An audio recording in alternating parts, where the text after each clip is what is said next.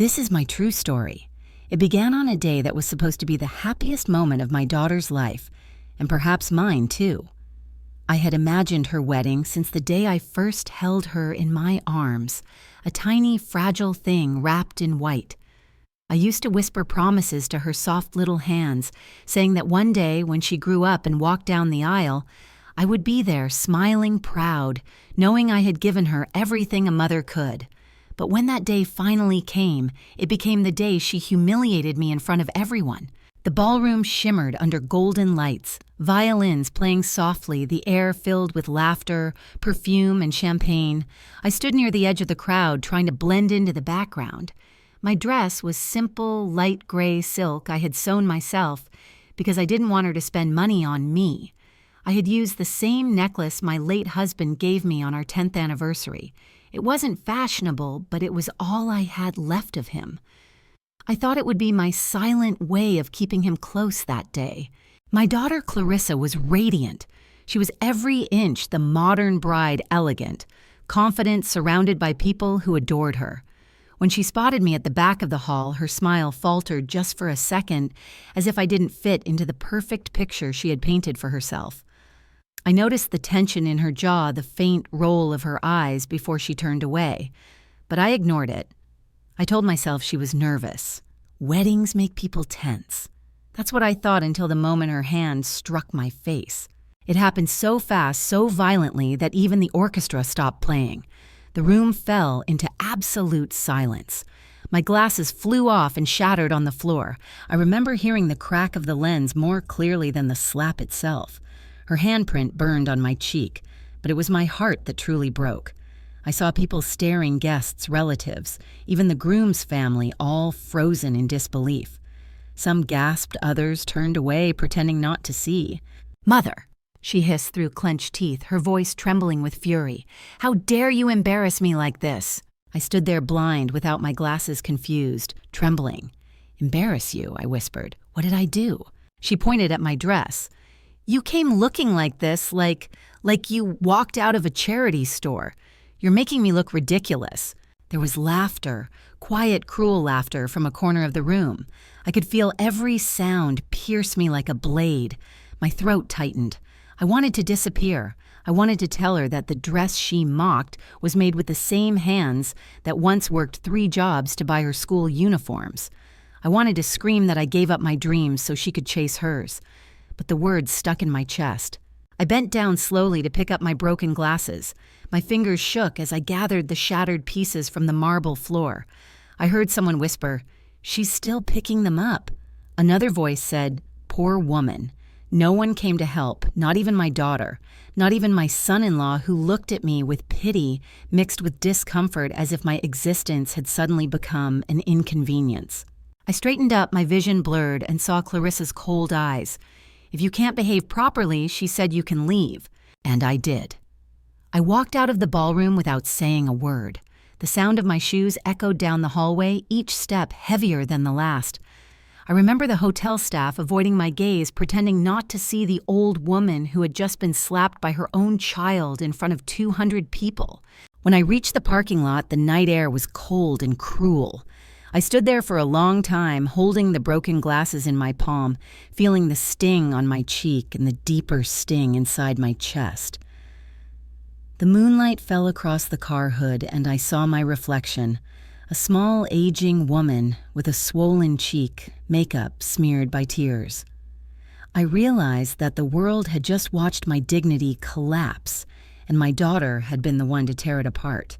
I got into my car, turned the key, and sat there without starting the engine.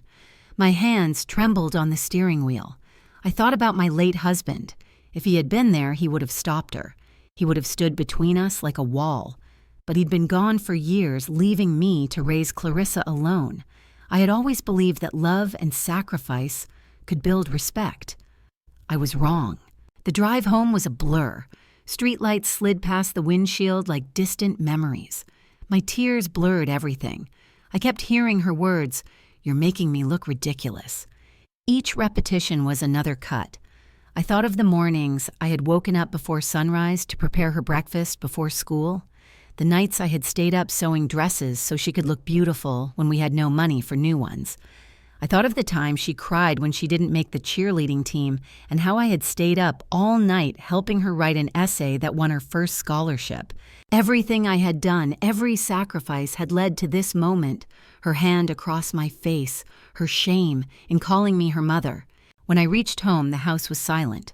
The walls felt smaller, colder. I hung my purse by the door, sat at the kitchen table, and stared at the photograph on the wall, the one of Clarissa at her 5th birthday party, covered in cake, laughing with her missing front tooth. That was the child I remembered. That was the girl who once ran to me crying when she fell off her bike, who whispered, "Mom, don't ever leave me." I touched the picture frame with trembling fingers. "When did you stop seeing me as your mother?" I whispered into the emptiness. I don't know how long I sat there. The clock ticked loudly, each second stretching into eternity. Eventually, I stood up and went to the small wooden box I kept in my bedroom drawer. Inside were old letters, a few pieces of jewelry, and the will I had written years ago, the one that said Clarissa would inherit everything: the house, the savings, the pension, even the few stocks my husband had left me. I had written it out of love, believing she would honor me even after I was gone. That night, I unfolded the paper, slowly reading every word through my tears. I imagined her reading it after my death, realizing how much I had given her, maybe feeling a pang of guilt. But guilt was not enough anymore. Guilt couldn't heal humiliation. Guilt couldn't fix the sound of laughter when she slapped me. I took a pen and drew a long, steady line through her name. My hand didn't shake this time. I felt calm, too. Calm, maybe. Like the moment before a storm breaks. I looked at the blank space beside the line, the space where a new name would go. I thought of the girl next door, little Amy, the orphan child who often brought me flowers from her school garden. She would knock on my door and say, "Miss Margaret, I picked these for you." She reminded me of Clarissa when she was young, kind, innocent, grateful. The contrast hit me like lightning. I had raised a daughter who measured worth by appearances while a stranger's child valued love over luxury. That night, I decided something that would change both our lives forever. I picked up my phone and called my lawyer, Mr. Daniels, an old friend who had handled my husband's estate. His voice was sleepy when he answered, but when he heard my tone, he woke instantly. "Margaret, are you all right?" "I'm fine," I said softly. "I need to make some changes to my will, urgently." There was silence on the line. "Tonight?" he asked, cautious. "Yes," I said, "tonight, before I change my mind." He didn't ask questions. He knew me well enough to understand when I was resolute. "I'll prepare the documents first thing in the morning," he said. "Thank you, David." When I hung up, I sat for a long time staring at the old will lying open on the table. The ink had smudged where my tears had fallen. I folded it carefully, placed it back in the envelope, and locked it away. Then I looked around the room, the walls I had painted, the furniture. I had repaired the memories I had built. Everything in that house had been touched by my love, my labor, my devotion, and all of it was about to be taken from the one person who thought she owned it. As the first light of dawn slipped through the curtains, I whispered to myself, "Respect cannot be begged for. It must be earned, and if it's lost, it must be reclaimed." For years, I had believed that silence was strength. But that night, I understood silence had turned me into a shadow in my own life. My daughter had mistaken my kindness for weakness. She had forgotten that even the quietest hearts can roar when pushed too far. So I made myself a promise. I would not shout. I would not seek revenge with rage or noise. My answer would be quiet, deliberate, and final. I would give her the lesson she refused to learn, the one about dignity. When the morning sun rose, I looked into the mirror. The bruise on my cheek was darker now, but my eyes were steady. I smiled for the first time in years, not because I was happy, but because I had finally made peace with my decision. If she could slap me in public without remorse, then I could teach her in silence what true respect costs. That night had changed everything. That slap had ended one story, but it was also the beginning of another. If you were in my place, would you forgive a daughter who humiliated you in front of hundreds? Or would you do what I did? Let action speak louder than forgiveness. Comment 1. If you believe dignity must come before family, hit like if you think silence can be the sharpest revenge. When I think back to how it all began, it never started with anger or shouting. It began quietly, like rust forming on metal, so slow that you don't see it until one day the whole thing collapses in your hands. Clarissa had always been my reason to keep breathing after her father died. I was 36, a widow with nothing but a teaching certificate and a 6-year-old child who cried every night asking when her daddy would come home. I remember holding her in the dark, whispering, "He's in the stars now, baby." Every time you see them, he's looking at you. Life after that was work routine and sacrifice. I taught English at the local high school during the day, tutored in the evenings, and graded papers at night. There were months when I lived on black coffee and toast, just so Clarissa could have new shoes or piano lessons. Every parent says they'd give everything for their child. I truly did. The house we lived in was small, but I painted every wall myself in soft yellow because I wanted it to feel like sunlight even when we couldn't afford heating. The garden in front was my pride, a patch of roses that reminded me of my husband. Clarissa used to help me water them, laughing as the hose sprayed her dress. Those were the years when she still called me her best friend. She was brilliant, curious, full of questions about the world. "Mom, if you had wings, where would you fly?" she asked me once. I told her, "Anywhere you are." She giggled and hugged me, promising, "Then I'll never let you go." I carried that promise in my heart for years, not knowing one day she'd be the one to break it. When she turned 12, things began to shift.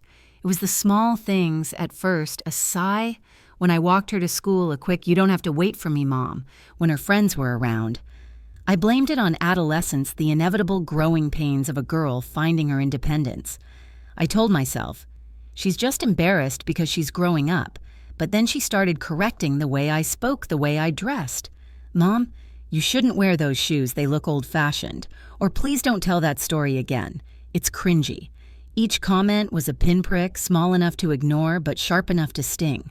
At school events, I'd stand at the back of the crowd while other mothers laughed together in stylish dresses.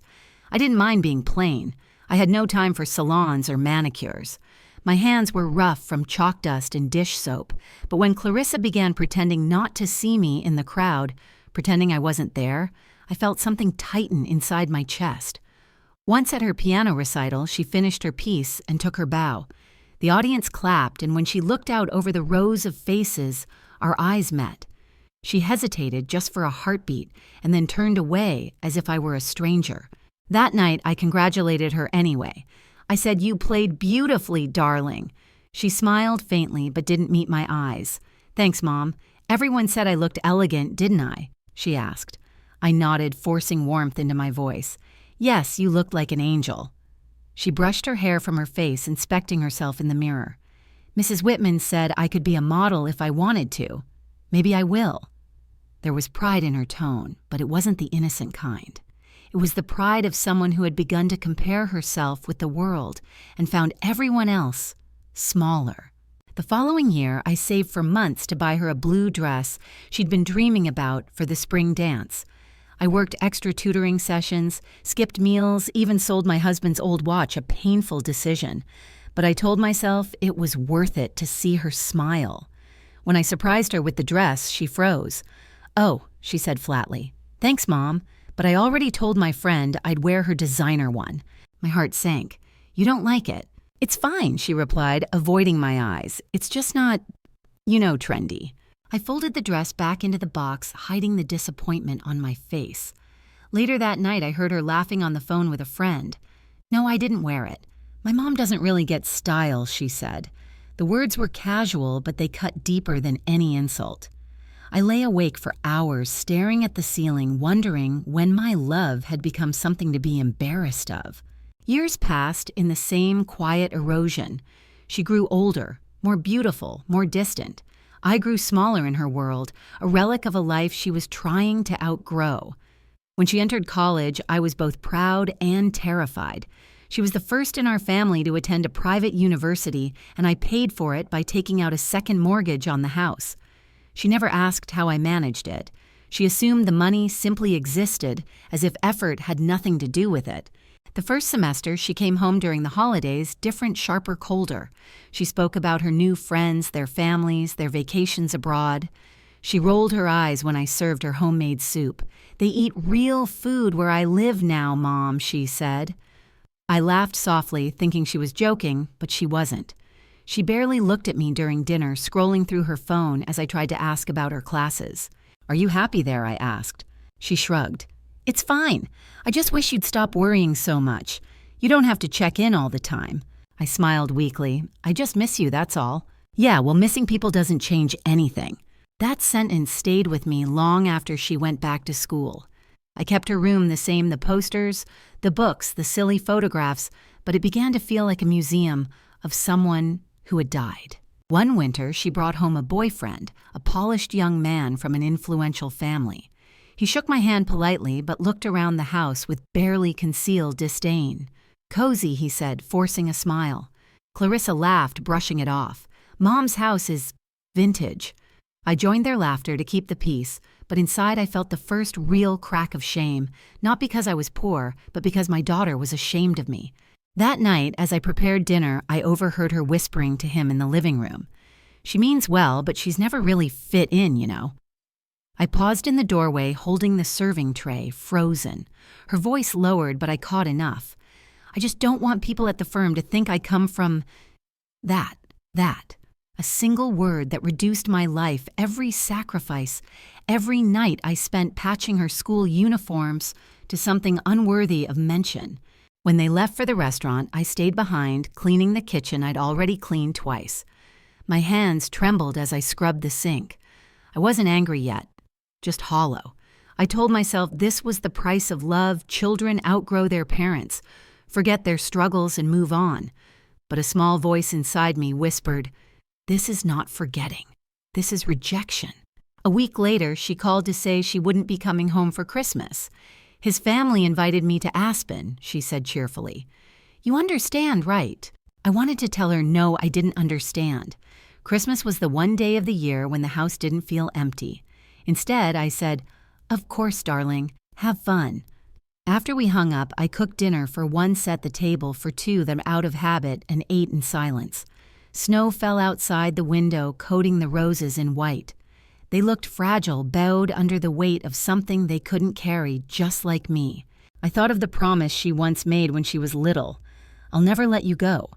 And yet she had already let go. I just hadn't accepted it. It's strange how love blinds you. You see what you want to see, not what's in front of you. I told myself she was busy, successful growing up, but deep down I knew the warmth had faded, replaced by embarrassment and pride. I had built my entire life around her, and she had built hers by erasing me. One evening, when she finally called after months of silence, she sounded hurried. "Mom, can you transfer $5,000 to my account, just temporary?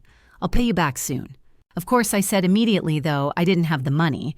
I borrowed from a colleague and wired it to her the same night. Weeks passed. She never mentioned it again. That was the first time I saw her selfishness not as a phase, but as a pattern, a seed that had grown quietly into something poisonous. Still, I said nothing, because that's what mothers do. We forgive, even when forgiveness hurts more than anger ever could. If only I had understood then that love without boundaries becomes permission for cruelty. If you've ever given everything to someone who slowly stopped seeing your worth, you'll understand the silence I lived in. Tell me, would you have spoken up then? Or would you have waited like I did for the day when silence would finally break on its own? Comment 1. If you think patience can sometimes destroy love, hit, like if you believe respect must be earned every day. The years that followed became a slow unraveling of everything I had built, not through storms or shouting, but through a quiet, constant erosion. Clarissa had graduated and begun working at a marketing firm in the city, and though I wanted to believe that success would make her softer, it made her colder instead. She visited less often, and when she did, she brought her world with her expensive handbags, sleek clothes, and a tone of voice that belonged to someone who had learned to speak above others. The first time she called me Margaret instead of Mom, I thought I'd misheard her. She was on the phone, distracted, giving instructions to someone. "Margaret, could you send that email to my old address?" she said casually, as if it were normal. When I hesitated, she corrected herself quickly. "Oh, sorry, Mom. I'm just used to calling people by their first names at work." She laughed, but the laugh was empty distant. It was the kind of laugh you give to a stranger. Soon she began to manage me the way she managed her clients, polite, efficient, but without warmth. She suggested I sell the house. "You're alone now, Mom. It's too big for you. You could move into one of those nice apartments for retirees. They have activities, yoga, all that." I smiled weakly, pretending not to see the truth behind her suggestion. She didn't want to help me downsize. She wanted the money. One afternoon, she arrived unexpectedly with a man named Lucas, her fiancé. He was charming in the way men are when they know charm is a weapon. He shook my hand, his smile wide and practiced. "You must be Margaret," he said, pronouncing every syllable as if I were a client he needed to impress. "Clarissa has told me so much about you." "Only good things, I hope," I replied softly. He chuckled. "Of course. She says you're quite independent." The pause before independent told me he meant stubborn. I invited them in for tea. Clarissa barely looked around the house. She was scrolling on her phone, her engagement ring flashing under the light. "Lucas and I are thinking of getting married next year," she said. "We'll have a small ceremony, modern, elegant, nothing over the top." I congratulated her, trying to ignore the faint ache in my chest. "I'd love to help with the arrangements." She smiled thinly. "We'll see. I might hire a planner. It's just, weddings are complicated. I don't want you to stress yourself." I nodded, pretending to understand, but the message was clear. She didn't want me involved. Not because she feared I'd be tired, but because she feared I'd embarrass her. When Lucas stepped out to take a call, she leaned toward me and whispered, "Mom, please don't mention anything about money or the mortgage when he's around, okay?" "Why?" I asked. She sighed. "He thinks we're comfortable. You don't need to tell him how hard things were. It's not important." Not important.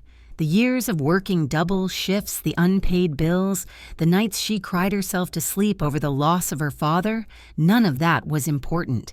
It was history she wanted erased because it didn't match her new story. A week later, she called to ask if I could transfer some money to her account. "Just a short-term thing," she said. "Lucas's card got maxed out after the down payment for the venue, and I don't want him to stress." I had been saving that money for a roof repair, but I didn't hesitate. "I'll send it today," I said. "Thanks, Mom. You're the best," she replied, her voice suddenly sweet again the way it used to be when she wanted something. It was easy to fall for that softness. For a brief moment, I believed I still mattered, but the illusion broke the next month when the bank statement arrived. The transfer I had made was larger than what she requested. I went to the branch to double-check. The teller showed me the slip with my own signature at the bottom, except it wasn't mine. It was a near-perfect imitation. Clarissa had access to my old checkbook from when she lived at home. She must have found it in the drawer. The realization hit me like cold water. I couldn't breathe for a moment. My daughter, my only child, had forged my name. That evening, I called her. "Clarissa, did you take out more money than I sent you?" There was a pause. "What do you mean?" I said carefully, "The bank statement says 15,000, not 5. Her voice hardened. "Mom, it's not a big deal. I'll pay you back." "Why are you being dramatic?" "Dramatic," I repeated, stunned. "You signed my name without asking me." "You weren't using it anyway," she snapped. "It's not like you need that much just sitting there. You live alone. You don't travel. You don't." I cut her off. "I don't deserve to keep my own savings." There was silence on the other end. When she finally spoke, her tone was ice. "You're overreacting. Lucas says you should relax more. Money is meant to move, not sit still." I hung up before my voice could break. I sat in the kitchen for a long time, listening to the old clock tick, the same one that had hung in that spot since Clarissa was a child. Each tick sounded like a question. How did we get here? How does a daughter forget her mother's face, her voice, her sacrifices? A few days later, she came by as if nothing had happened. "Mom, don't look so tense," she said cheerfully. "I'm bringing good news. We found the perfect wedding venue." I forced a smile. "That's nice. It's at the Glass Garden. You'll love it. It's classy, modern, very minimalistic." She began showing me photos on her phone. Everything gleamed white and gold pristine and expensive. "How much will it cost?" I asked quietly. She looked up from her screen, her expression shifting just slightly the way people look when you've asked the wrong question. "Don't worry about it. Lucas and I will handle it." But later when I walked her to the door, she turned back and said, "Oh, by the way, if anyone asks, could you say you're helping us with the down payment? It looks better for the credit check if the family's involved." The audacity stunned me. She wanted my name not for love or gratitude, but for appearances. I nodded slowly, too tired to argue. When she drove away, I stood on the porch watching her car disappear the taillights, fading into the evening fog. That night I went through the old photo albums. Each picture was a chapter of love and sacrifice: her first day of school, her graduation, her first apartment. I ran my finger along the edges of one photo, the two of us at the beach, her tiny hand clutching mine, both of us smiling so hard the sunlight blurred our faces. She used to call me her hero. Now she treated me like a burden she couldn't wait to shed. Over the next few months, she began to control more. She wanted to handle my bills for convenience. I let her. She suggested redecorating the house to increase market value. I agreed, thinking she was trying to help. Slowly, pieces of my home disappeared: my husband's chair, the rose-patterned curtains, the old family portraits. When I asked where they'd gone, she said, "Mom, they're outdated. And don't be sentimental." It wasn't just the furniture she was stripping away, it was my history. The neighbors began to notice. Mrs. Klein from across the street came over one afternoon with a basket of muffins. She glanced around the half-empty living room, then looked at me with worry. "Are you moving out, dear?" I shook my head. "No, just making some changes." Her eyes softened. "You've worked your whole life for this house. Don't let anyone take it from you." That night, her words echoed in my mind. I looked around at the bare walls and realized I had already started losing it one compromise at a time. When I confronted Clarissa about the missing items, she shrugged. "I stored them for you. You'll thank me later when you move." When I move, I asked. She smiled as if talking to a stubborn child. "Mom, be practical. You're nearly 70. Don't you want a place where people can look after you?" "I've looked after myself all my life," I said quietly. "Exactly," she replied. "Aren't you tired?" That was the moment I saw it, the tiny flicker of calculation in her eyes. She wasn't asking for my comfort. She was positioning herself for my inheritance. For weeks, I felt trapped in a strange limbo, half mother, half obstacle. Every time she called, my heart leapt, hoping for affection, only to shrink again when the conversation turned to logistics, money, or property. She had learned to smile through manipulation. She called it planning for the future. I called it betrayal dressed in politeness. And yet I stayed silent, because I still loved her, because part of me believed the girl who once hugged me under the rain was still there somewhere behind that cold, glittering mask. But love can make fools of the strongest hearts. I didn't know then that the silence I chose would one day echo back as a slap that everyone would hear. If your own child began to treat you like an inconvenience, would you still protect them? Would you keep forgiving in the name of love? Comment 1. If you think unconditional love has limits. Hit like if you believe silence can sometimes be the most dangerous choice. There comes a point when love stops being warm and starts feeling like standing too close to a fire that no longer gives light, only burns. For me, that moment came slowly hidden under layers of polite conversations and fake smiles. Clarissa's voice, once soft and full of laughter, had turned sharp metallic, like the click of heels on a cold floor. Every word she said carried a quiet authority that reminded me I no longer belonged in her world. It began with invitations that never reached me, family gatherings I learned about from social media posts, pictures of dinners, birthdays, and holidays, all featuring my daughter surrounded by people I had never met. When I asked, she would say, "Oh, Mom, it was last minute. You wouldn't have enjoyed it." That sentence became her shield, gentle enough to sound like care, cruel enough to cut like indifference. One afternoon, she came by with her wedding planner, a young woman named Fiona, who looked at me with professional sympathy the way people look at someone's aging pet. "We're finalizing the guest list," Fiona said, tapping her tablet. "Clarissa mentioned you might not want to sit at the main table." I frowned. Why would I not want to sit with my daughter? Clarissa shot her a warning glance, then gave me a rehearsed smile. "Mom, it's just that there'll be a lot of executives' clients. It might feel overwhelming." "Overwhelming," I repeated, feeling my chest tighten. "I'm your mother, not a stranger." Her tone cooled. "I know that, but it's complicated. I just want everything to go smoothly." I looked at Fiona, who was now pretending to check her notes. The air felt heavy, like something invisible had just broken. I forced a smile. "Of course. You're right, I don't want to cause trouble." When they left, I sat alone on the couch, the silence pressing against my ribs. That word overwhelming echoed in my head. I realized she wasn't trying to protect me from discomfort. She was protecting herself from association. A week later, she hosted a small dinner for friends at a restaurant downtown. She insisted I come, saying, "It'll be nice to introduce you to everyone."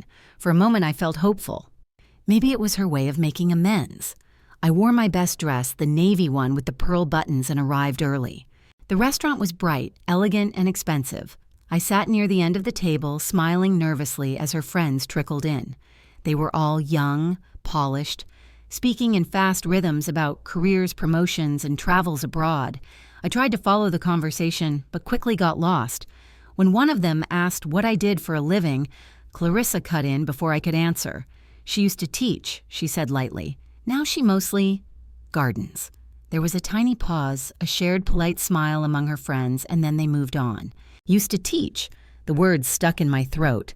She could have said she was a teacher or she inspired generations of students. Instead, she made me sound like an old hobby she had outgrown. Later that evening, when the waiter brought the bill, I saw her slip her card to the server before I could react. "It's on me," she said loudly enough for everyone to hear. Then glancing at me, she added, "Mom's on a fixed income.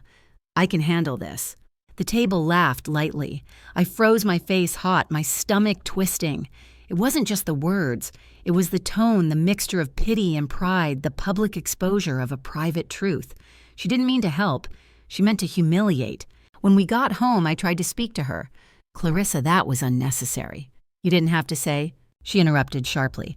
"Oh, stop being sensitive, Mom. It was a joke." "A joke at my expense," I said quietly. She rolled her eyes. "You take everything so seriously. This is why people feel awkward around you. You make things emotional that don't need to be." I wanted to argue, but my throat closed. For the first time, I felt afraid of her, not physically, but emotionally. Afraid that any word I said would be twisted into weakness. That night, as I lay awake, I realized I was no longer her mother in her eyes. I was a mirror. She didn't want to look into a reminder of where she came from and what she wanted to forget. Months passed, and her wedding plans became her obsession. Every conversation revolved around guest lists, decorations, and seating charts. She called me only when she needed something signed or paid for. One day, she arrived with her fiancé and an older couple, his parents. They toured my home as if it were a real estate listing. "Lovely place," the mother said with a thin smile, "so much character and such a large yard."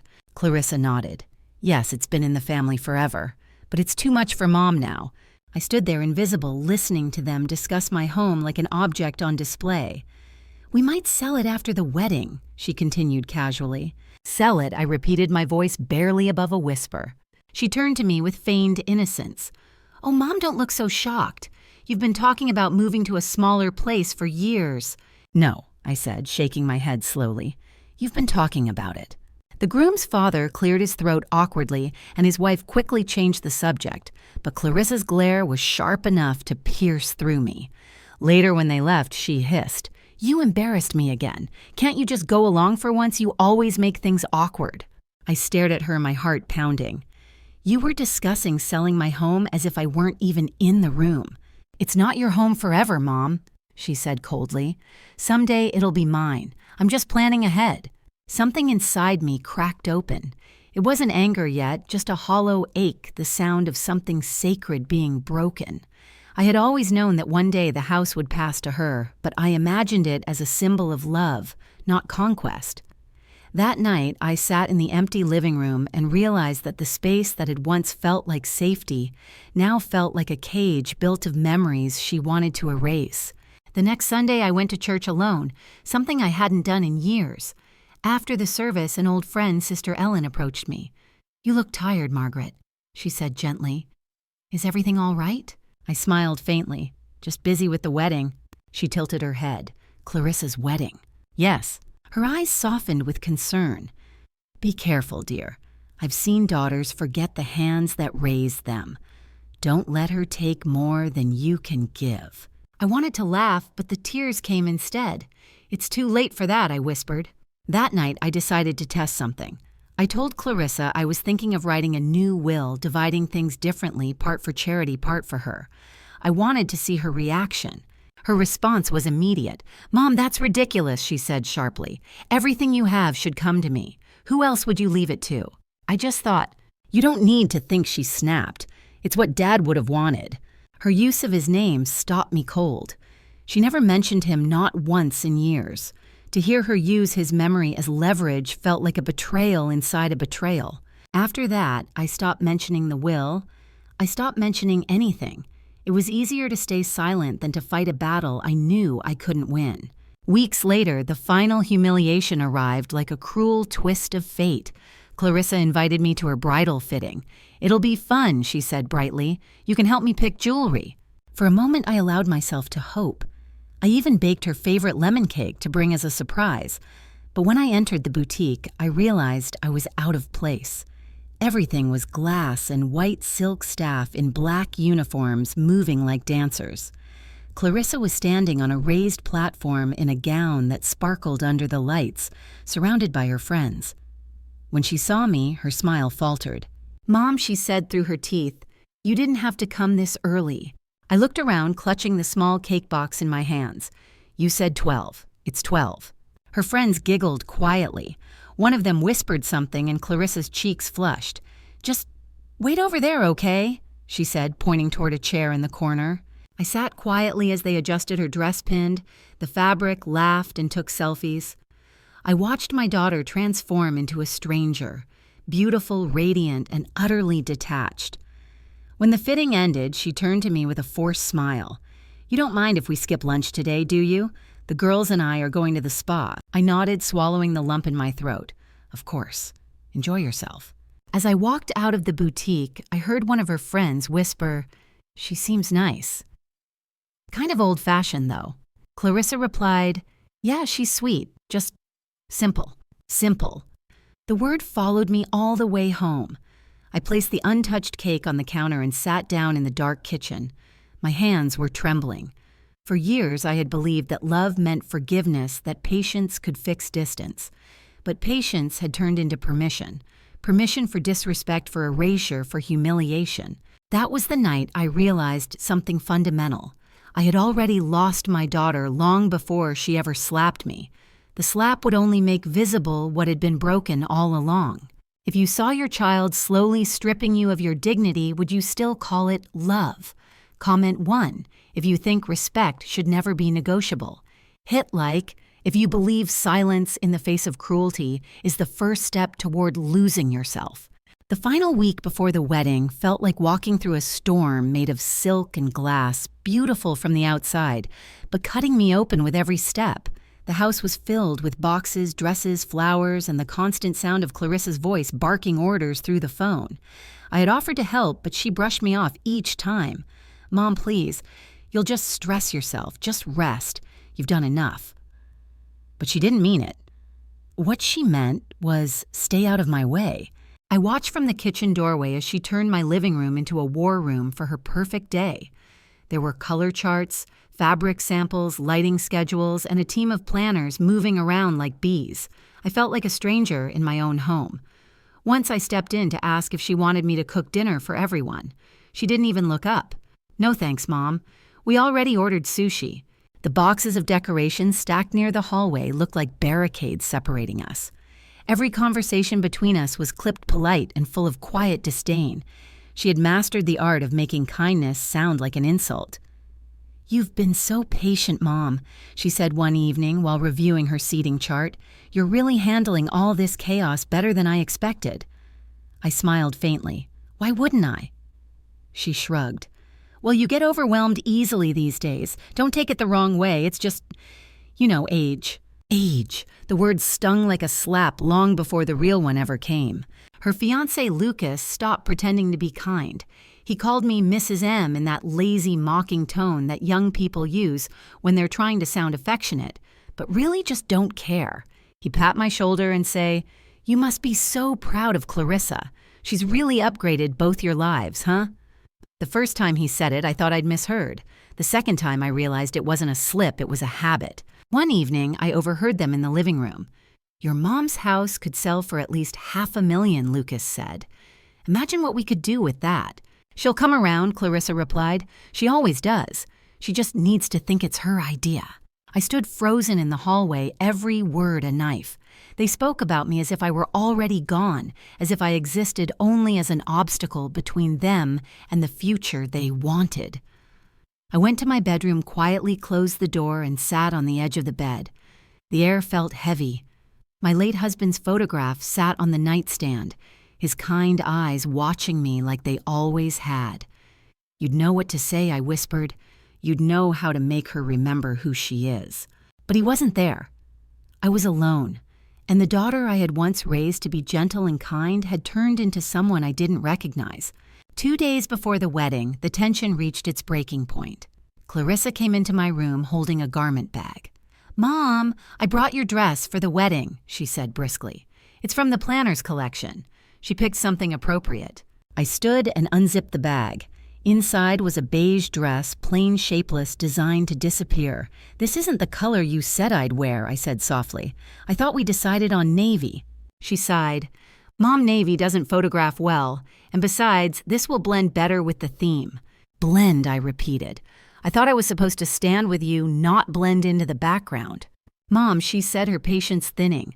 "This isn't about you. It's my wedding. I don't want anything distracting from the aesthetic." I stared at the dress, my hands trembling slightly. "You think I would distract people?" I think she said carefully that this will make things easier. Easier for who, I asked. "For everyone," she replied, avoiding my eyes. I wanted to scream to tear that awful beige fabric apart, but instead I said, "All right," because what else could I say? I had spent a lifetime saying yes to her meals, her dreams, her demands, and I didn't know how to say no anymore. The next day there was a rehearsal dinner. I wasn't told about it until the morning of. "It's just a small thing," she said over the phone. "You can come if you want, but you don't have to. There'll be a lot of people you don't know." Of course I went. I couldn't bear the thought of not being there. I wore my navy dress anyway. It wasn't designer made, but it was mine. When I arrived, heads turned not with admiration, but surprise. Clarissa's expression tightened immediately. She pulled me aside, her smile frozen for the guests. "Mom," she hissed, "why are you wearing that? I told you not to." I looked down at my dress. "You told me to blend in. I can't blend in if I'm not even invited." Her eyes narrowed. "Don't make a scene." "I'm not," I said quietly. "I'm just here to celebrate my daughter." But the dinner was unbearable. The guests were her colleagues, Lucas's friends, all of them speaking in polite tones about vacations and investments. I sat at the far end of the table, nodding, smiling, when appropriate feeling invisible. Clarissa laughed louder than usual, her arm hooked around Lucas's, her eyes flicking to me occasionally to make sure I wasn't saying the wrong thing. I realized then that she wasn't just ashamed of me, she was afraid of me breaking her illusion of perfection. When the dinner ended, she approached me in the parking lot. "Mom, please don't take this the wrong way," she began. "That's how you start every insult," I said softly. She blinked, taken aback. "Excuse me, you always say that before you say something cruel." Her lips parted, but no words came. Then finally, she said, "I just need you to trust me tomorrow. Everything has to go perfectly. Please don't draw attention to yourself." I laughed bitterly. "Don't worry, Clarissa. I've been invisible for years. I know how to stay that way." She flinched but said nothing. She just turned and walked away. That night I couldn't sleep. I kept replaying our conversation in my head. I thought about the way she had looked at me at the dinner table like I was a stain she couldn't scrub out of her perfect life. I thought about the dress she'd chosen for me, the beige one that looked more like mourning than celebration. I thought about her words, "Don't draw attention to yourself." I went to my closet, pulled out the beige dress, and hung it in front of the mirror. The sight of it made me ache. It wasn't a dress for a mother. It was a costume for someone pretending to disappear. But something in me refused to vanish quietly. I folded it back into the bag and laid out the navy one. Instead, the same one she said was too dark, too simple, too wrong. When morning came, I got dressed slowly, methodically, as if preparing for battle. I pinned up my hair, clasped the necklace my husband had given me, and looked at myself one last time. "You deserve to be seen," I whispered to the reflection staring back. At the venue, the air buzzed with music and chatter. Guests filled the ballroom, photographers circled like hawks, and Clarissa glowed in her white gown. She looked breathtaking, radiant, and unreachable. When she spotted me, her smile froze. I saw that flicker of irritation behind her perfect mask. She approached with her bouquet still in hand. "Mom," she said through clenched teeth, "why are you wearing that?" "Because it's what I feel comfortable in," I replied calmly. "Do you have any idea how this looks?" "Yes," I said quietly. "It looks like a mother who came to see her daughter get married." Before she could respond, one of the guests called her name. She turned, smiling again, switching masks like a performer on stage. I stepped back, blending into the crowd, not because I wanted to, but because she had forced me there. During the ceremony, I sat alone in the second row watching her exchange vows. Everyone cheered, cameras, flashing champagne glasses raised. I clapped too, though my hands trembled. Somewhere deep down, I prayed that maybe, just maybe, seeing me there would remind her of where she came from. But the moment passed, and so did the hope. After the ceremony came the reception, a blur of lights, music, and laughter. I stood near the buffet, smiling politely at people who barely acknowledged me. The air smelled of perfume and champagne, sweet and dizzying. Clarissa moved through the crowd like a queen, glowing, adored. When she finally approached me, it was only because someone had asked to meet her mother. "Mom," she said, forcing a tight smile, "this is Mrs. Hensley Lucas's boss's wife." I smiled and extended my hand. "It's lovely to meet you." Mrs. Hensley returned the smile. "Clarissa speaks so highly of you. She says you've always supported her dreams." I nodded, every one of them. Clarissa's eyes flashed a warning, but I said nothing else. The conversation ended quickly, and she pulled me aside. "What was that look?" she demanded. "What look?" "The way you said that, like you were accusing me of something." I took a deep breath. "Clarissa, I'm tired of pretending." Her face hardened. "Then maybe you shouldn't have come." For a moment, we just stood there, mother and daughter, silence heavy between us. The orchestra played softly in the background, people laughing, glasses clinking.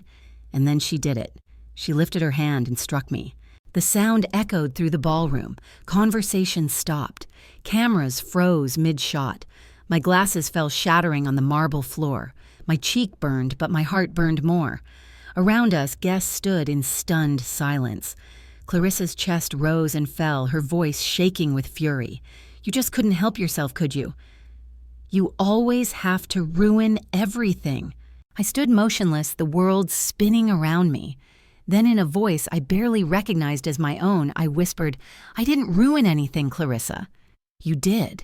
That was the moment something inside me died, and something else, something fierce and steady, took its place.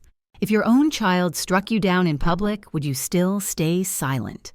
Comment 1 if you believe some lines can never be crossed. Hit like if you think respect once broken can never be repaired. That night, I drove home in silence. The road stretched before me like a ribbon of broken glass shimmering under the streetlights. My hands gripped the steering wheel, but I couldn't feel them. Everything felt distant, the city lights, the sound of traffic, even the sting on my cheek. I didn't cry, not then. There were no tears left in me. I had used them all up over the years, drop by drop, until there was nothing left but the hard, dry ache of humiliation. When I pulled into the driveway, the house looked different. It had always been my refuge, my safe place, but that night it felt hollow. I left the car running for a few minutes, listening to the soft hum of the engine, the only sound in the world that didn't hurt. Then I turned it off, stepped out, and walked to the front door. My reflection in the window startled me. My face was pale. My eyes sunk in a faint red mark blooming across my cheek where her hand had landed. I looked like someone who had aged 10 years in a single day.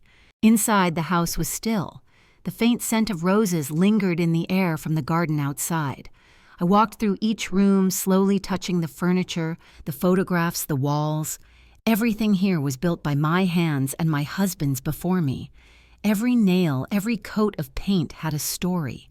I had thought this home would one day be hers. I had thought she would cherish it.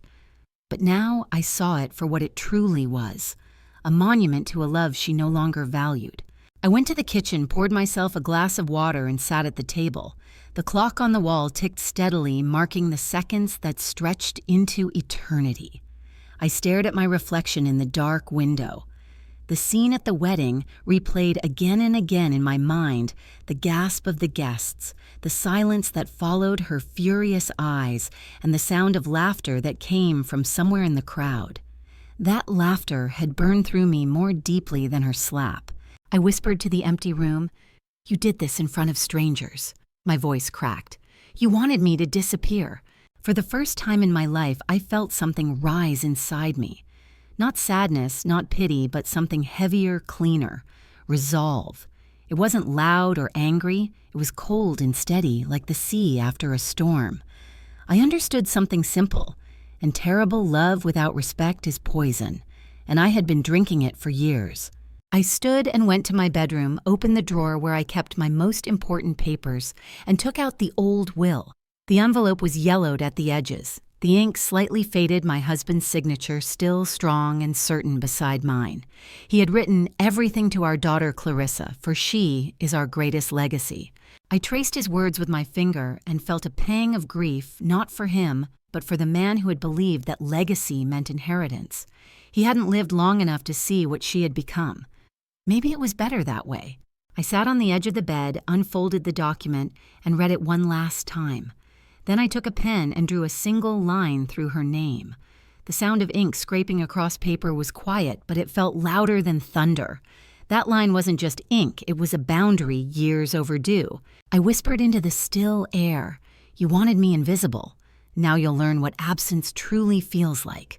But it wasn't anger that guided me. It was clarity. I wasn't going to yell or beg or humiliate her in return. I would simply act, quietly, legally, irreversibly, the same way she had erased me from her life without warning, without ceremony. I picked up the phone and called David, my lawyer. It was late, but he answered on the second ring, his voice groggy. "Margaret, are you all right?" "No," I said softly, "but I will be." He hesitated. "What happened?" "I need to update my will, tomorrow morning." "Tomorrow?" he asked, fully awake now. "Is everything okay with Clarissa?" I smiled faintly, though he couldn't see it. "Everything is finally clear." There was a pause, then his voice turned gentle. "All right, come by the office at 10. We'll take care of it." "Thank you, David." When I hung up, I sat there for a while, the phone still in my hand, listening to the quiet. My cheek still throbbed, but the pain had become distant, almost irrelevant. What mattered now was not revenge. It was justice.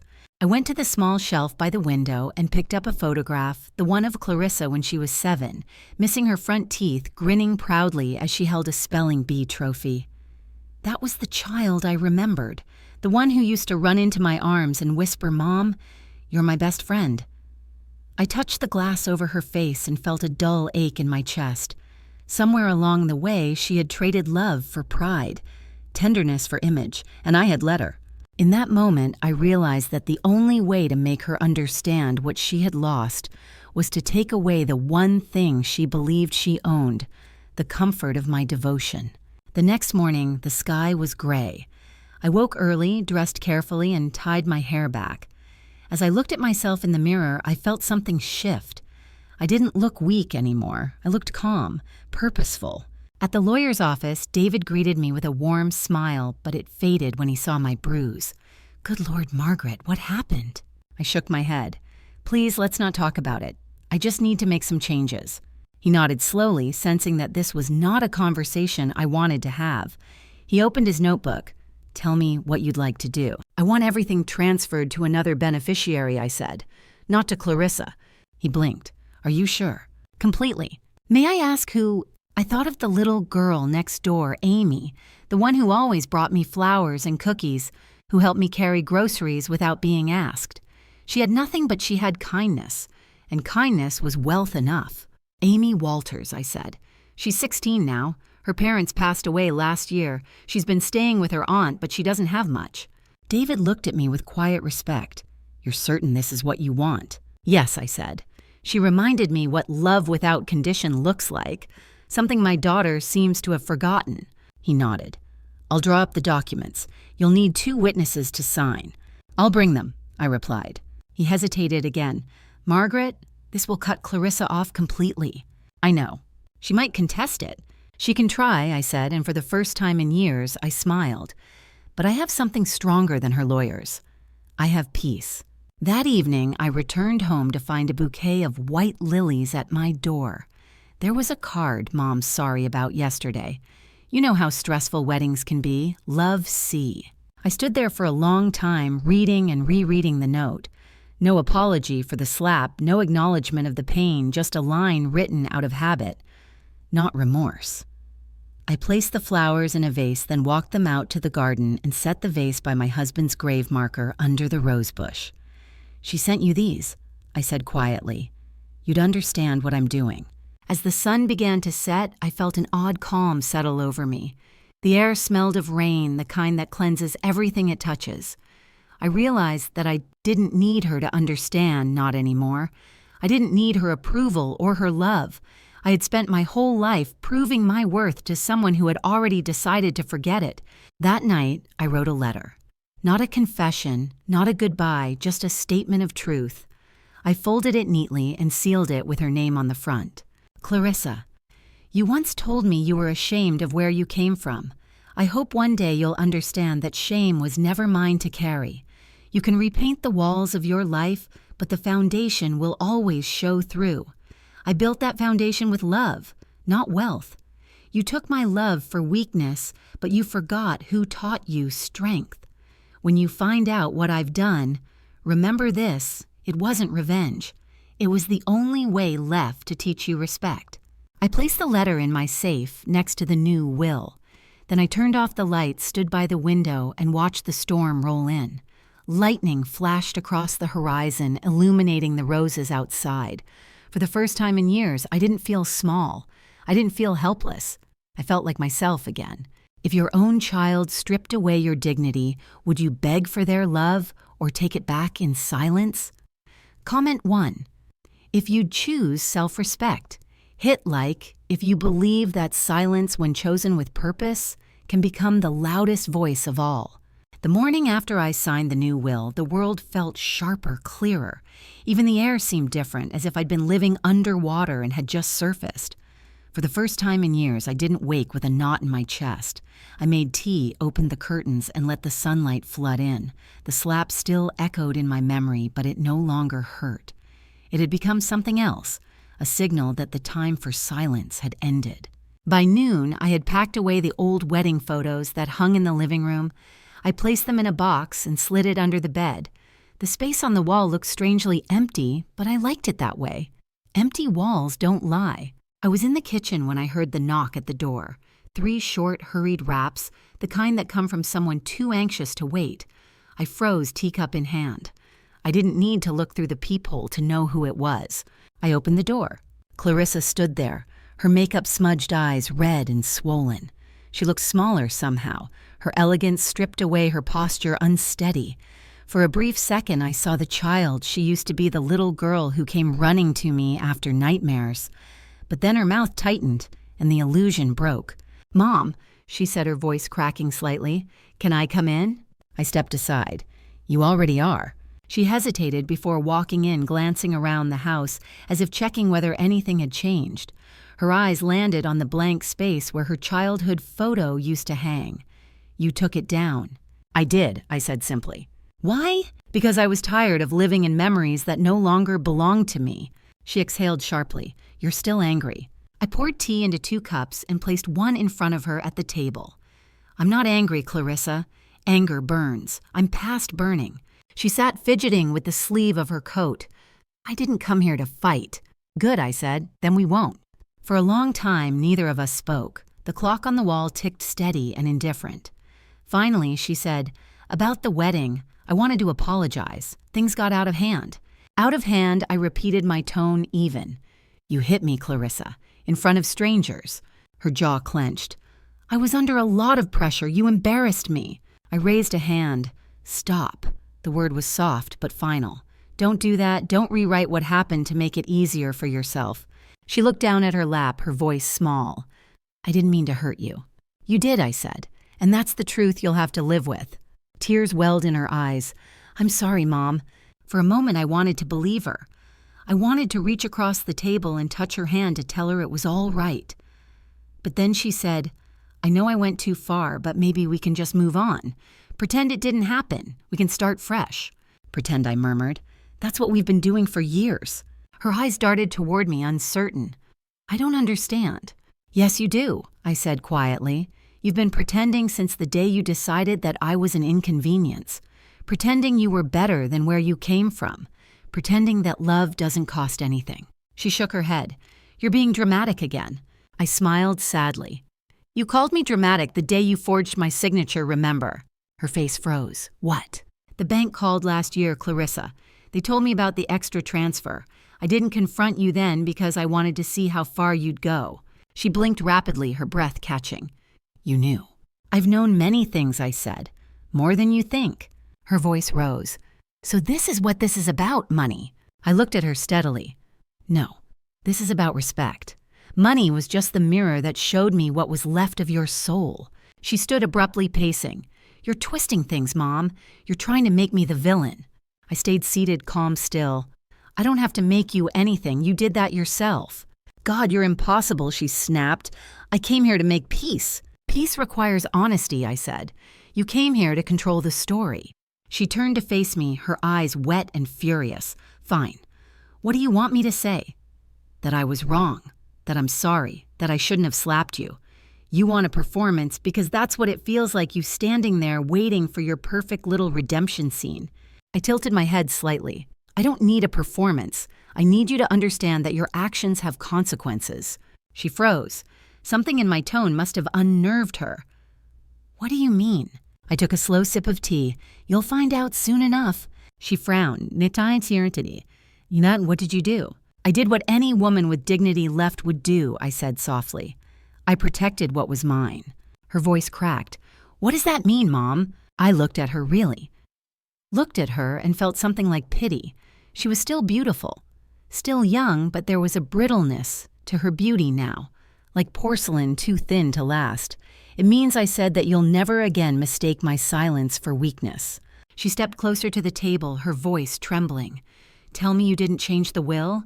I met her gaze unflinching. "You already know the answer." Her face went pale. "You wouldn't." "I did," I said quietly. "Yesterday morning." For a moment there was only the sound of the clock ticking. Then she whispered, "You can't do that to me." "I didn't do anything to you," I said. "You did it to yourself." Her eyes widened, a flash of panic breaking through her mask. "This isn't fair. You're overreacting. I said I was sorry." "No," I replied evenly. "You said you were sorry because you're afraid, not because you understand." Her voice rose. "That's cruel, Mom." I stood then, slow and deliberate. "Cruel is slapping your mother in front of 200 people. Cruel is treating the hands that fed you like they're unclean. Cruel is forgetting that respect is not something you inherit. It's something you earn." She sank back into the chair, tears spilling down her cheeks. "You're destroying our relationship." I almost laughed at that, the absurdity of it. "You destroyed it long before I signed anything." "Mom, please," she whispered. "Don't do this. I didn't mean what I did. I was stressed. Everyone was watching. I just—" "Stop," I said again, softer this time. "You keep using excuses as if they can erase the truth. You wanted to make me small. You wanted to show the world that you were above me. Oh, well, congratulations, Clarissa. You succeeded. But here's the part you never understood. You can't keep someone beneath you without standing on their back. And I finally decided to move." She wiped her face, breathing hard. "You'll regret this," she said. Maybe I said, but I'd rather live with regret than with humiliation. Her voice hardened. "So that's it. You're cutting me out completely." "Yes." "What about the house?" "It's already taken care of." Her mouth opened, but no sound came. "You're unbelievable," she whispered.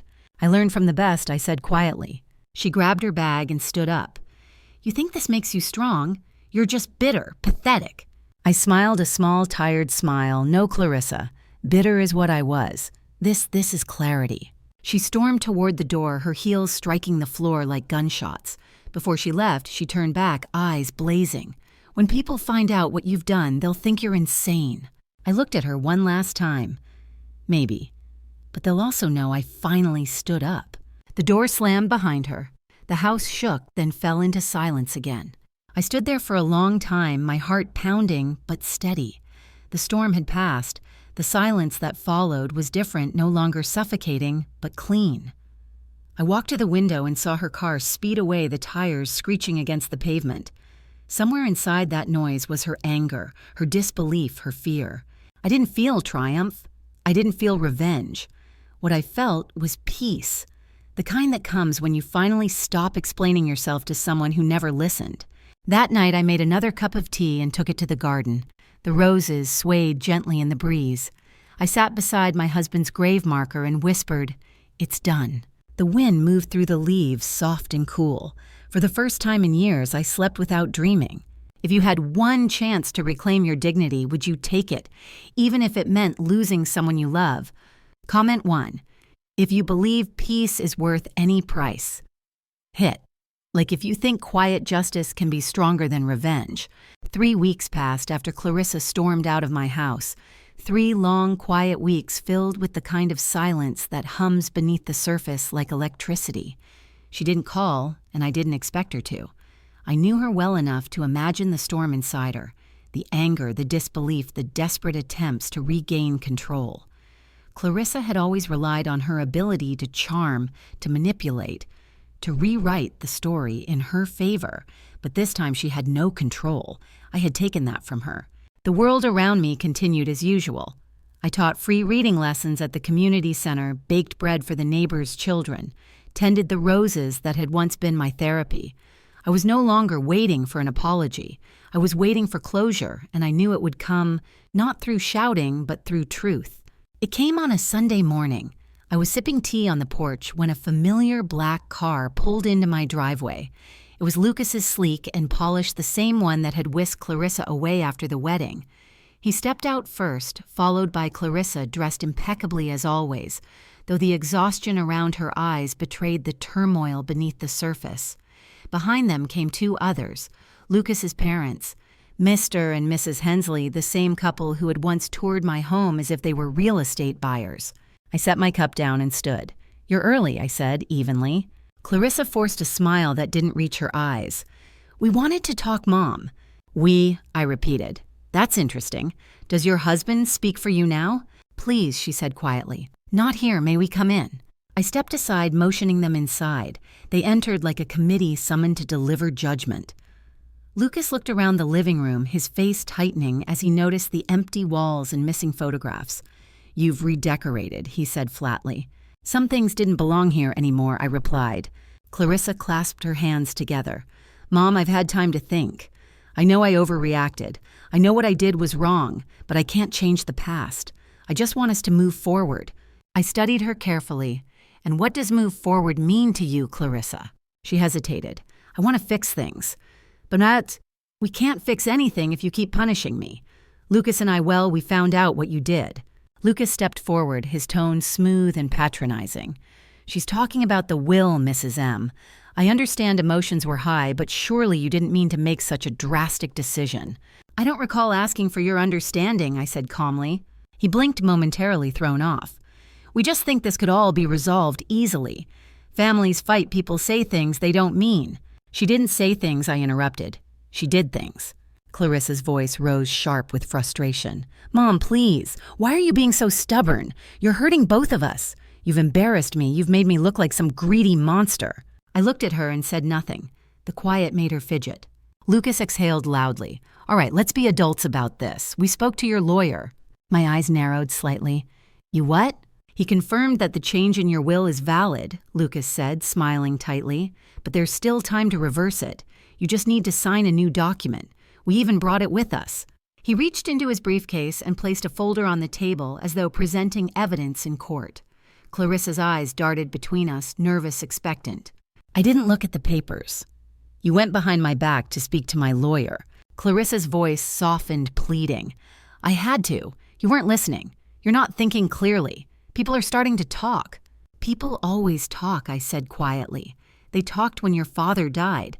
They talked when I raised you alone, and they talked when you slapped me. But I learned long ago that truth doesn't need noise to stand it, just needs patience." Her cheeks flushed. "Mom, stop bringing that up. I said I was sorry." "No," I said evenly. You said you were sorry for yourself, not for me. Lucas cleared his throat impatiently. Margaret, listen. You're being unreasonable. Everyone knows this house will be hers one day anyway. Why make things difficult now? I turned to him. Because the woman you married made me feel small in this very room, and now you've come here to finish the job. He shifted uncomfortably, his charm faltering. That's not fair. No, I said, what's not fair is a daughter who forgets the meaning of respect and a man who thinks he can buy forgiveness with documents. Clarissa's voice cracked. Mom, please don't do this in front of them. Let's talk privately. I smiled faintly. No, darling. You took our story public when you slapped me in front of 200 people. Let's not hide the truth now. She froze, her lips parting in shock. The room went still. Even Mrs. Hensley, who had remained silent until now, glanced between us with a mix of discomfort and fascination. Do you want to know what I've done, Clarissa? I asked softly. Her eyes flicked to the folder on the table. You've already said enough. No, I said, reaching for a different envelope, one I had prepared the night before. I placed it beside her husband's papers. That one's mine. Lucas frowned. What is it? The truth, I said. Why don't you open it? He hesitated, then did. His eyes moved quickly across the pages, confusion turning to disbelief. This says the property has already been transferred. That's right, I replied. The house, the land, everything in my name. It now belongs to someone who understands gratitude. Clarissa's voice trembled. You didn't. I did, I said quietly. Yesterday it became official. Her face drained of color. Who? Amy Walters, I said. You remember her, the neighbor's niece. She's been bringing me groceries, helping me around the garden. She treats me with more respect than you have in years. You gave her my inheritance, she shouted, her voice breaking. A stranger. Not a stranger, I said. A kind soul. Something you stopped being. Lucas stepped forward, his tone turning sharp. This is insane. You can't just give away property like that. I can, I said, calm as ever, and I have. The deeds are signed, the records filed. It's done. Clarissa's tears came fast now. Mom, you can't mean this. This is our home, my childhood, my memories. I looked at her steadily. Then you should have treated it that way. There was silence again, thick, suffocating final. Mrs. Hensley shifted uncomfortably, whispering something to her husband. Clarissa covered her face with trembling hands. Lucas paced like a man trapped. I spoke again, my voice low but steady. You said you wanted to move forward. This is me moving forward. I've given you freedom, Clarissa, the one thing you've always wanted. You're no longer tied to me, my home, or my name. She dropped her hands, mascara streaking down her cheeks. You'll regret this. Everyone will think you're cruel. I shook my head. No, they'll think I'm done being silent. She took a step closer, her expression desperate. You don't mean it. You're just trying to scare me. Tell me this is a joke. I don't joke anymore, I said softly. You taught me that. Lucas muttered under his breath, unbelievable, and gathered the papers angrily. Come on, Clarissa, this is pointless. But she didn't move, her eyes locked onto mine, pleading. Please, Mom, don't do this. You're all I have left. The irony made my chest ache, and yet when you had me, I was never enough. She collapsed into the chair, sobbing quietly. The sound was raw, real.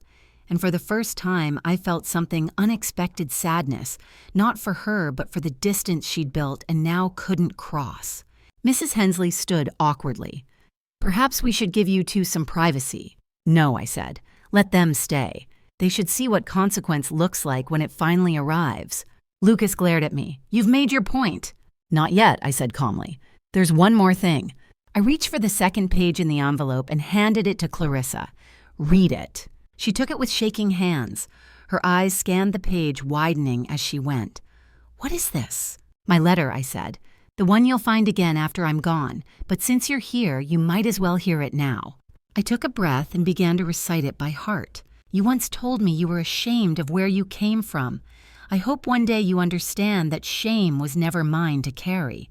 You measured worth in wealth, but forgot that dignity is the only currency that never loses value. You took my silence for weakness and my love for granted. But I'm not punishing you, Clarissa. I'm reminding you respect cannot be inherited. It must be earned. The house, the inheritance, the comfort you expected, they are gone. But what remains is yours to rebuild if you choose to learn from what you've lost. When I finished, the room was utterly still. Clarissa looked at me, her face blotched, her voice breaking. "I don't hate you," she whispered, "but I don't understand you." "You will," I said. "When you have a daughter of your own, you'll understand everything." She stared at me for a long moment, then stood gathering what dignity she had left. "Goodbye, Mom." "Goodbye, Clarissa." Lucas followed her, slamming the door behind them. The sound echoed through the house. When their car disappeared down the road, I walked to the window. The light outside had changed. It wasn't brighter, just cleaner, like the air after rain. I looked at the garden, at the roses swaying in the breeze, and for the first time I realized the house finally belonged to someone who would fill it with laughter again. I whispered to the empty room, "It's over." But deep inside I knew it wasn't just over, it was balanced. The world had tilted back into place. If the world saw your humiliation, would you show them your revenge or your peace? Comment 1 if you believe truth needs no audience. Hit like if you believe dignity once reclaimed speaks louder than any voice. The silence after they left didn't last long. In small towns, silence is only a pause before the whispers begin. By the next morning, word had already spread like wildfire. It started with Mrs. Klein, my next-door neighbor, who had seen the shiny car pull up the day before and had heard raised voices through the open windows. She didn't mean to gossip, but stories like that never stay locked behind closed doors. By noon, the whole street knew that Clarissa had come begging and left broken. At the grocery store, people stared, not cruelly curiously. Some offered sympathetic smiles. Others lowered their voices when I passed by. I could feel their judgment hovering in the air the way smoke lingers after a fire, but I didn't flinch. I had lived my entire life being watched by people who never understood me. This time I was the one who understood myself. That afternoon, as I was pruning roses in the garden, Mrs. Klein appeared at the gate. She held a basket of apples and a look of cautious admiration. "Margaret," she said, "I heard about what happened." I wiped my hands on my apron and nodded. News travels fast. "I just wanted to say," she continued, "you did the right thing. People forget that respect goes both ways." I smiled faintly. "Thank you." She hesitated, then lowered her voice. "You know not everyone is judging you. Some of us are proud. You reminded a lot of us what it means to have a spine." That evening, I sat on the porch watching the sun sink behind the rooftops. The sky glowed the same color as the tea I used to serve Clarissa when she was little, amber, and soft. I wondered if she was thinking of me, but I didn't wonder long. I had learned that peace comes when you stop expecting understanding from those who never tried to offer it. Within a week, the whispers became stories and the stories became lessons. I heard that Clarissa had stopped showing up at her firm. Her boss had called one of her colleagues just to check in, and within days, the humiliation she had once dealt me had become her own. People were talking not about the wedding, not about her success, but about the daughter who slapped her mother and lost everything. The irony wasn't lost on me. She had worried so much about appearances, about being embarrassed by me, that she ended up becoming the scandal herself. And yet I didn't feel satisfaction, only inevitability. She had built her world on image, and image shatters easily when struck by truth. 2 Sundays later, I walked into church for the first time since the wedding. The moment I entered, a hush fell over the congregation.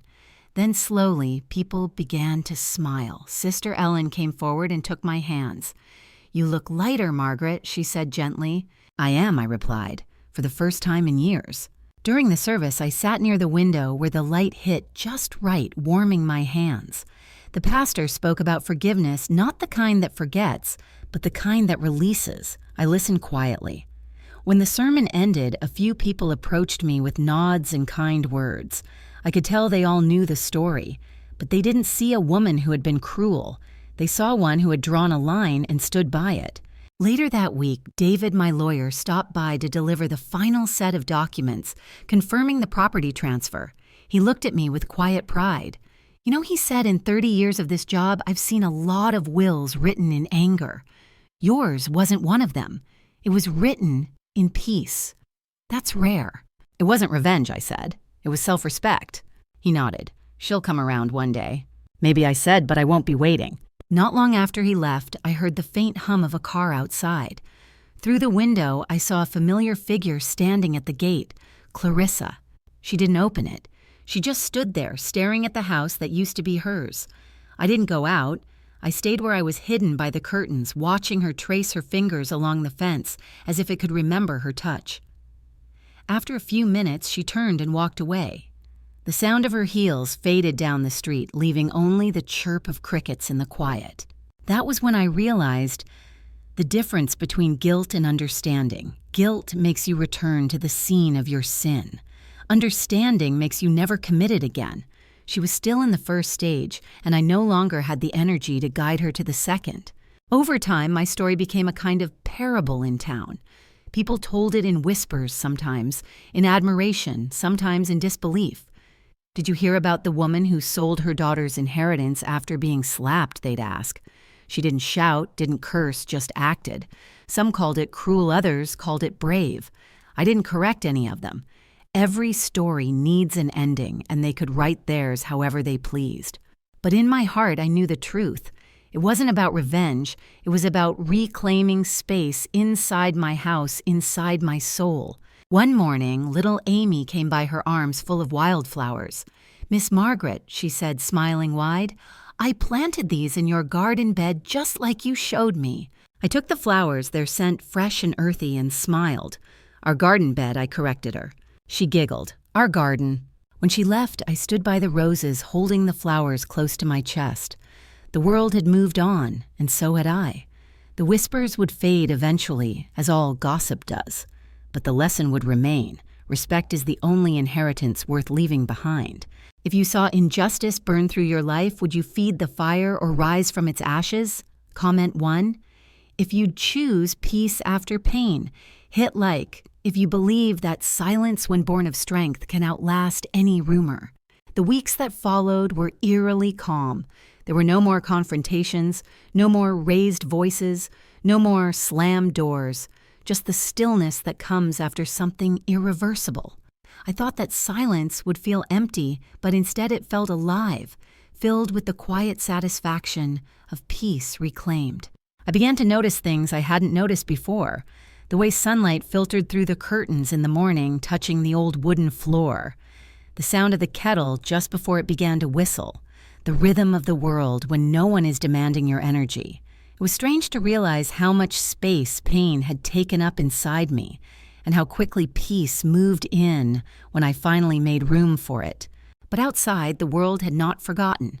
News of the inheritance had spread beyond the town. A neighbor told me she'd overheard people whispering about it at the bank. They said, "You're the woman who sold her daughter's future," she said.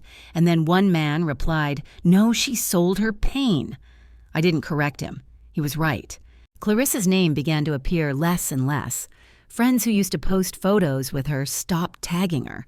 People at her company avoided the topic when I passed by the cafe near their office. It was as if her presence had evaporated from the places that once revolved around her. I didn't take joy in her fall, but I couldn't deny the symmetry of it all.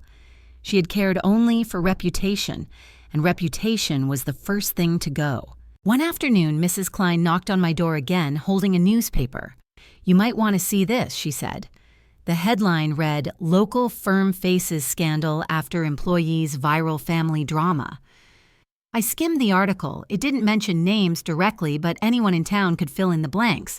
It spoke of a daughter's public disrespect for her mother and an inheritance lost to a stranger's kindness. The story had traveled far beyond the neighborhood. I folded the paper and handed it back. "People will talk until they find a new story," I said. Mrs. Klein sighed. "Maybe so.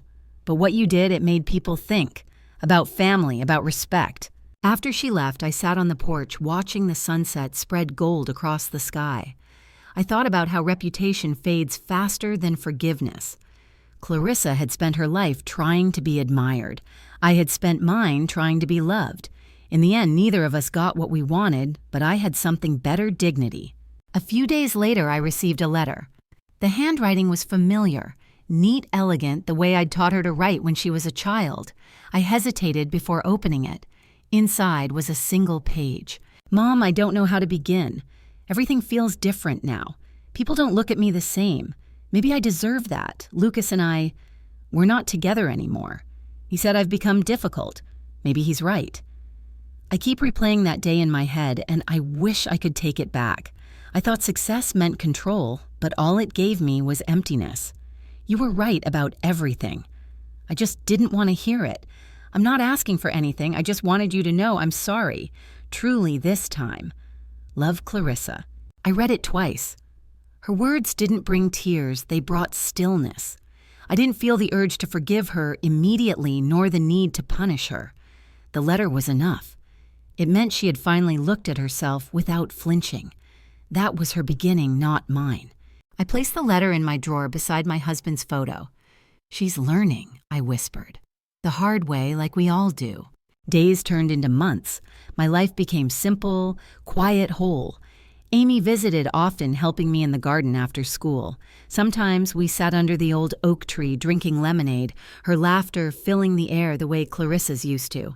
She called me Aunt Margaret, though I never asked her to. It just came naturally. One afternoon, as we planted new rose bushes, she asked, "Do you miss her?" I paused, pressing soil around a stem.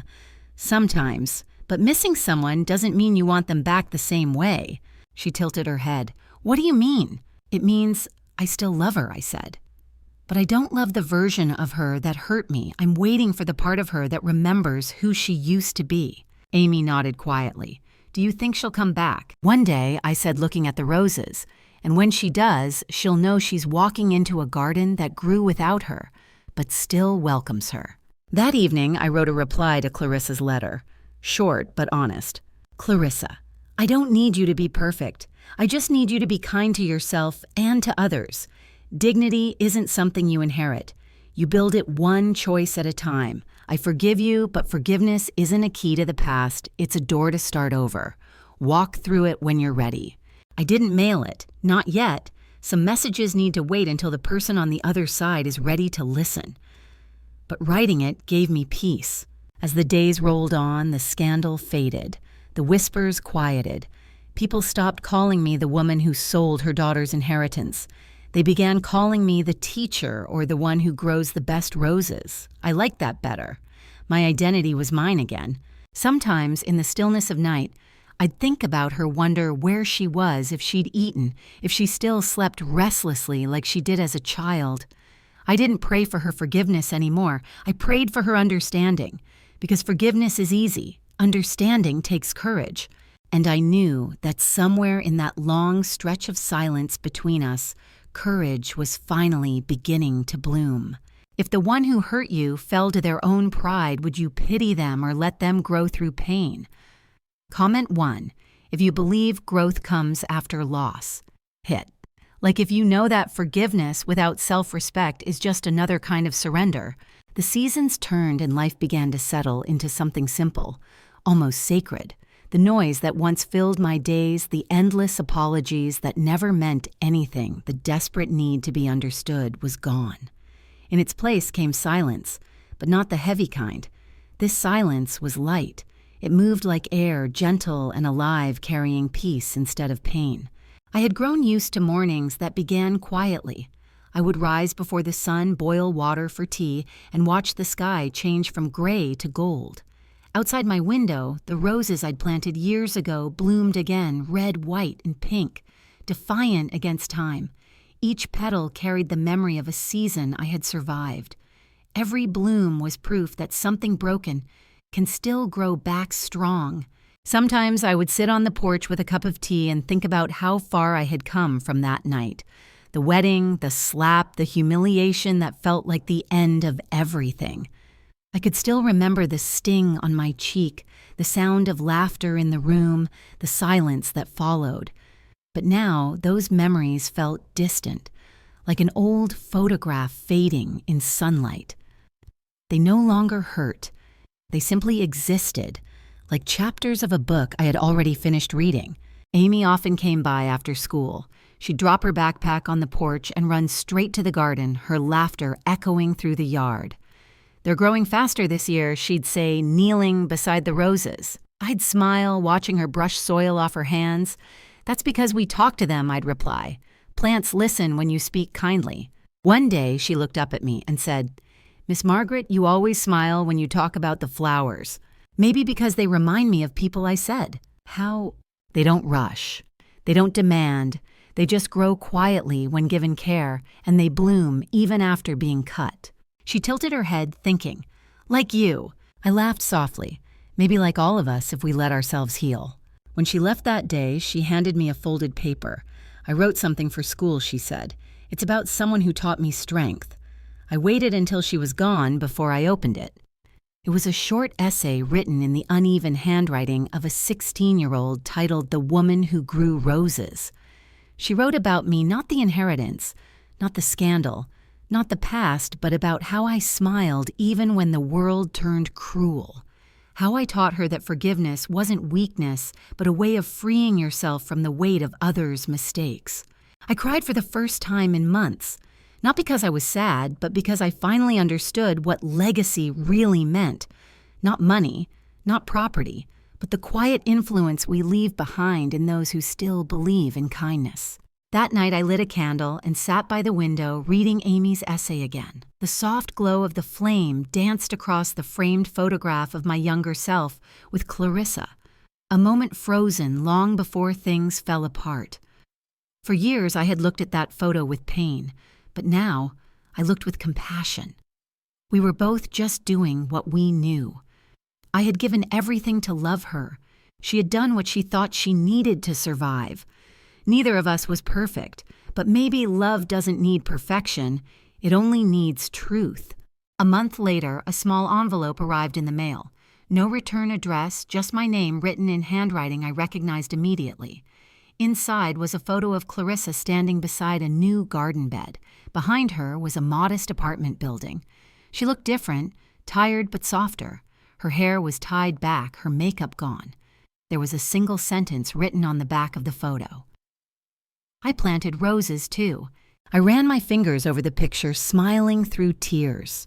It wasn't reconciliation, not yet, but it was a seed, and I had learned that all seeds need time. I placed the photo beside my husband's under the lamp on the table. Then I went outside and stood among my roses. The wind moved gently through them, bending their stems without breaking them. For the first time, I whispered not to my husband, but to Clarissa wherever she was. "You're learning, my girl," I said. "You're learning the language of growing back." The days that followed were quiet and full of small joys, the kind that don't need witnesses, the smell of rain on soil, the warmth of sunlight through lace curtains, the laughter of children on the street. I no longer felt the need to explain my choices or justify my silence. Life doesn't ask for explanations. It just keeps moving, offering new chances to bloom. One evening, as twilight settled over the town, I sat outside with a notebook and began to write, not letters this time, but lessons, things I wanted to leave behind. I wrote about love, patience, dignity, and the importance of walking away when staying means losing yourself. I didn't know if Clarissa would ever read them or if Amy would. It didn't matter. Writing them down made me feel lighter, as though I were turning pain into wisdom, one sentence at a time. When the moon rose full and silver, I closed the notebook and whispered the words I had once been too afraid to say. "I forgive you, Clarissa. And I forgive myself for waiting so long to choose peace." The wind shifted, carrying the scent of roses through the yard. The garden shimmered in moonlight, alive and breathing as if listening. I looked at the house behind me, quiet, warm content, and realized it was no longer a monument to suffering. It was a sanctuary. I had lost a daughter, then found her again in memory, in understanding, in the simple act of letting go. And somehow, that was enough. Because healing isn't about erasing the past.